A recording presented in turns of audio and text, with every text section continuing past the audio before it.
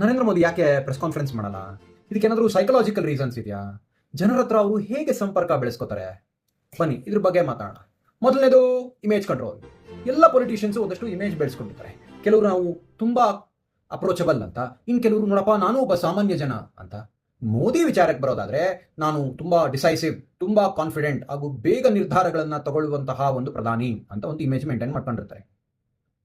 ಆದ್ರೆ press conference ನಡೀತಾ ಇರ್ಬೇಕಾದ್ರೆ ಅವ್ರಿಗೆ ಯಾವ್ದಾದ್ರು ಒಂದು ಪ್ರಶ್ನೆಗೆ ಸಿಟ್ಟು ಬಂದ್ರೆ, ಅಥವಾ ಡೀಟೇಲು ಸರಿಯಾಗಿ ಕೊಡಕ್ಕಾಗದೆ ಹೋದ್ರೆ, ಅಥವಾ ಸ್ವಾಭಾವಿಕವಾಗಿ ತಡವರಿಸಿದ್ರು ಅವ್ರ ಇಮೇಜ್ಗೆ ಪೆಟ್ಟಾಗುತ್ತೆ. ಎರಡನೇದು ಲಾಸ್ ಅವರ್ಸ್. ಪ್ರೆಸ್ ಕಾನ್ಫರೆನ್ಸ್ ಮಾಡಿ ಯಾರಾದ್ರೂ ಏನಾದ್ರೂ ಪ್ರಶ್ನೆ ಕೇಳಿದ್ರೆ ಆ ಸಮಯದಲ್ಲಿ ಸರಿಯಾಗಿ ಉತ್ತರ ಕೊಡಕ್ಕಾಗ್ಲಿಲ್ಲ ಅಂದ್ರೆ ರಾಜಕೀಯ ವಿರೋಧಿಗಳು ಅದನ್ನ ಬಳಸಿ ಮೀಮ್ ಮಾಡ್ಬೋದು, ಟ್ರೋಲ್ ಮಾಡ್ಬೋದು.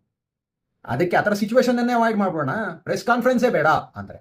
ಡ್ಯಾನಿಯಲ್ ಕ್ಯಾನಮನ್ ಮತ್ತು ಅಮೋಸ್ ಟ್ರೆವೋರ್ಸ್ಕಿ ಇದನ್ನ ಹೇಳಿದ್ದಾರೆ. ಮನುಷ್ಯನ ಸಹಜ ಗುಣ ಅಂದ್ರೆ ಲಾಭ ಆಗದೆ ಆದ್ರೂ ಪರವಾಗಿಲ್ಲ, ನಷ್ಟ ಆಗದೆ ಹೋದ್ರೆ ಸಾಕು ಅಂತ. ಮೂರನೇದು ಕಂಟ್ರೋಲ್ ಅಡಿಕ್ಷನ್. ಅಂದ್ರೆ ಪತ್ರಕರ್ತರು ಪ್ರಶ್ನೆ ಕೇಳಿದ್ರೆ ಅವ್ರ ಕಂಟ್ರೋಲ್ ಅಲ್ಲಿ ಇರ್ತಾರೆ. ಅದು ಮೋದಿ ಮತ್ತೆ ಟೀಮಿಗೆ ಗೊತ್ತು. ಆದ್ರೆ ಈ ಕಾಲದಲ್ಲಿ ಎಲ್ಲರ ಕಣ್ಣು ಮುಂದೆ ನಿಲ್ಲೇಬೇಕು, ಜನರ ಹತ್ರ ಸಂಪರ್ಕ ಬಳಸಲೇಬೇಕು. ಅದಕ್ಕೆ ಅವ್ರು ಜಾಣತನ ನೋಡಿ ಏನ್ ಮಾಡ್ತಾರೆ, ಅಕ್ಷಯ್ ಕುಮಾರ್ನ ಕರೀತಾರೆ, ಅಥವಾ ಮನ್ ಕಿ ಬಾತ್ ಅಲ್ಲಿ ರೇಡಿಯೋನಲ್ಲಿ ಮಾತಾಡ್ತಾರೆ. ಎಲ್ಲ ಕಂಟ್ರೋಲ್ಡ್ ಇರುತ್ತೆ.